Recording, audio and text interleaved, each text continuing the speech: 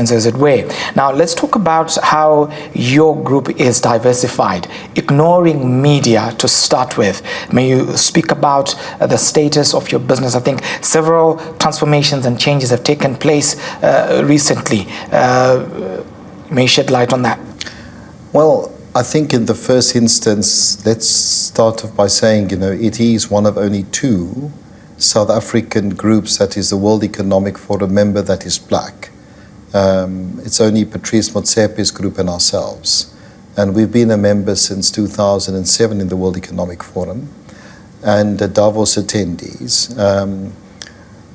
Obviously, our portfolio is very diverse, but it's important to understand that as a family, this is the family office, and as a family, SEKUNJALO Group is one of our investments.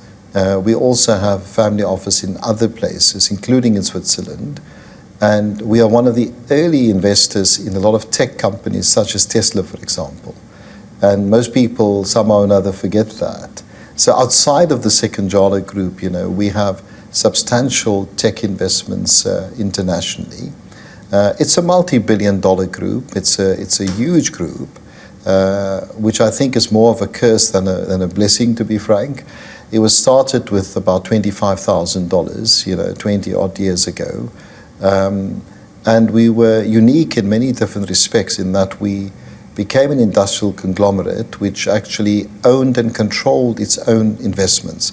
So there's a portfolio of about 200 investments across various sectors, principally technology, and I can talk about that in a second, and why I believe technology and Africa are absolutely synergistic in every possible way.